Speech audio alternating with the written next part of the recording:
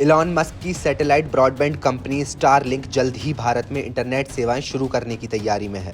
भारत सरकार के संचार मंत्री ज्योतिरादित्य सिंधिया ने बताया कि सरकार किसी भी कंपनी को लाइसेंस देने के लिए तैयार है, बशर्ते वह सभी सुरक्षा और डेटा नियमों का पालन करे।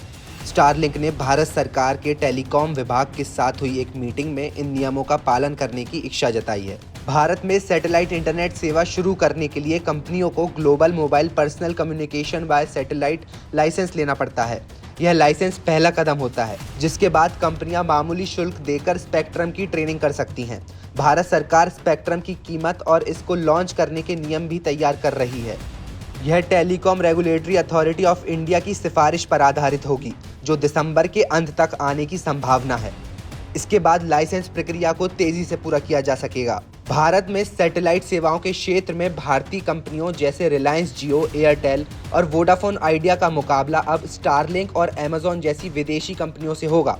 सैटेलाइट इंटरनेट का उद्देश्य उन क्षेत्रों तक इंटरनेट पहुंचाना है जहां पारंपरिक केबल या टेलीकॉम सेवाएं आसानी से नहीं पहुंच पाती हैं। स्टारलिंक के जरिए दूर दराज और ग्रामीण इलाकों में भी हाई स्पीड, कम लेटेंसी वाली इंटरनेट सेवाएं मिल सकेंगी। सैटेलाइट इंटरनेट सेवा में लेटेंसी का मतलब डेटा को एक स्थान से दूसरे स्थान तक पहुंचाने में लगने वाले समय से होता है। इस सेवा के लिए स्टारलिंक किट में एक dish, wifi router, power supply cables और एक माउंटेन ट्राइपॉड होता है। हाई स्पीड इंटरनेट प्राप्त करने के लिए इस डिश को खुले आसमान के नीचे लगाना आवश्यक है। इसके अलावा स्टारलिंक का एक मोबाइल ऐप भी है जो iOS और एंड्रॉयड दोनों प्लेटफॉर्म पर उपलब्ध है। यह ऐप सेटअप और मॉनिटरिंग में मदद करेगा, जिससे वे इंटरनेट की गुणवत्ता और कनेक्शन की स्थिति को ट्रैक किया जा सकेगा। भारत में इस तरह की इंटरनेट सेवा के आने से उन लोगों को काफ़ी लाभ होगा जो इस तरह की इंटरनेट सुविधाओं से वंचित हैं।